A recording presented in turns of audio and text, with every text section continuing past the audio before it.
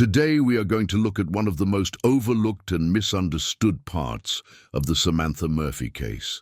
Not the search, not the bushland, not the terrain, but the moment the entire investigation changed direction. Because it did change. And understanding why that happened tells you more about this case than almost anything else.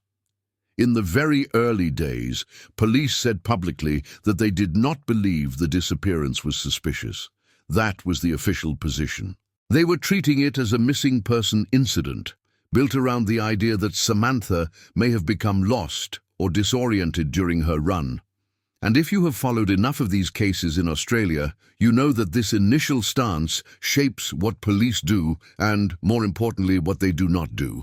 When you operate under a not suspicious framework, the early hours are dominated by search and rescue procedures, covering tracks, scanning trails, deploying volunteers, running drones over the bush, calling out SES units, fanning out through accessible areas.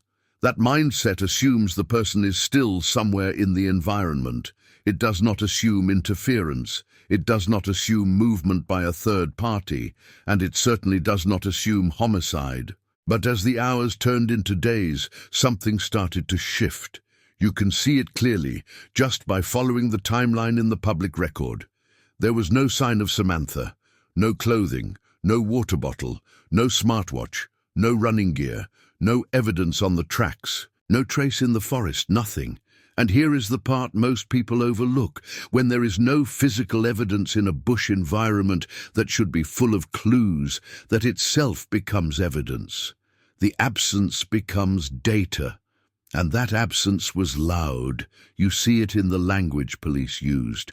At first, their messaging was soft and procedural. Then can you see how the center of gravity was moving away from lost runner and towards something else?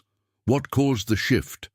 Police have not released that answer, and they probably won't until trial. But you can map the possibility space.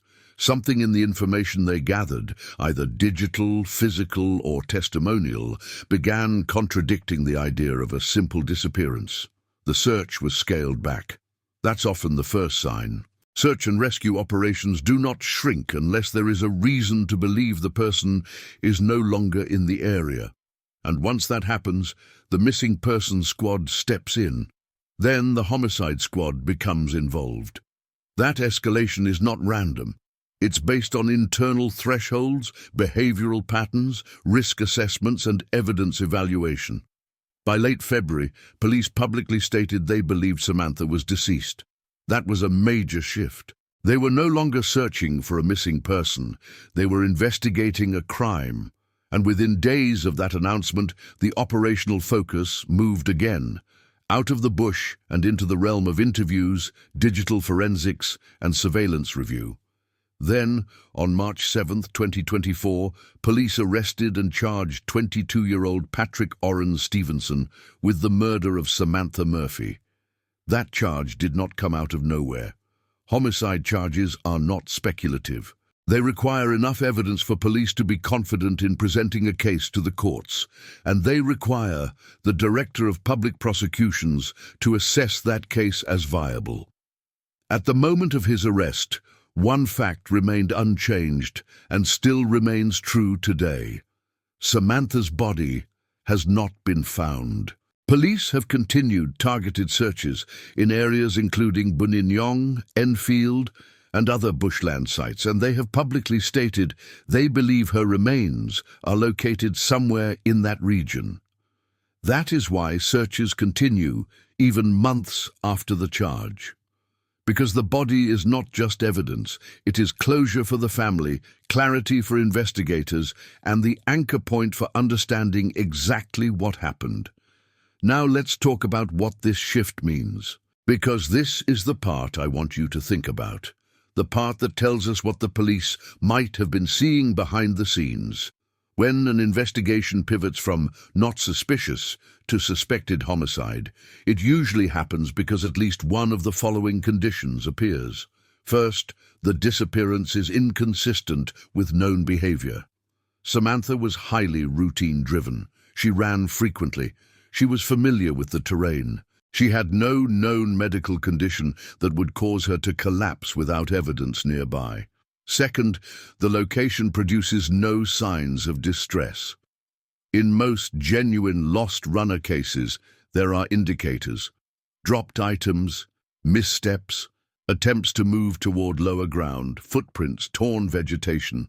The silent bush in this case was unusual.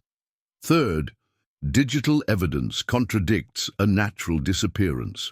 This can include phone disconnection patterns, device movement not matching terrain, or complete absence of pings where pings should exist. Fourth, inconsistencies in witness accounts or behavioral anomalies connected to people in the victim's orbit. We do not know which factor triggered the shift, but we do know this: the missing person framework collapsed quickly, and that only happens when the evidence pushes investigators in a completely different direction. Here's another point worth considering. When police scale back a physical search and start examining digital trails, roadways, and time windows, they are looking for movement. Movement implies transport. Transport implies involvement, and involvement implies a crime. That strategic pivot is one of the clearest signs that the early hypothesis, a lost runner, no longer fit the data. This is why day one mattered so much. The first video in this series looked at the immediate search decisions. This video looks at the moment the entire frame of the investigation changed. If you watch both with attention, you'll see they connect. The lack of evidence in the bush is not just a problem for search and rescue. It becomes the exact reason the case transitions into homicide. Now I want to ask you directly.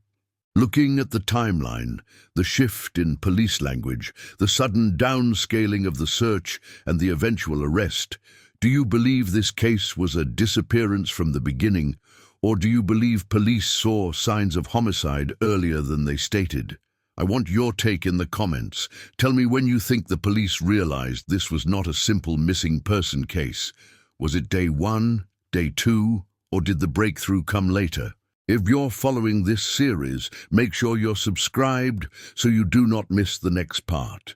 We're going to look deeper into the timeline, the searches in Buninyong and Enfield, and the decisions that shaped the weeks after Samantha vanished. I'll see you later today at the usual time.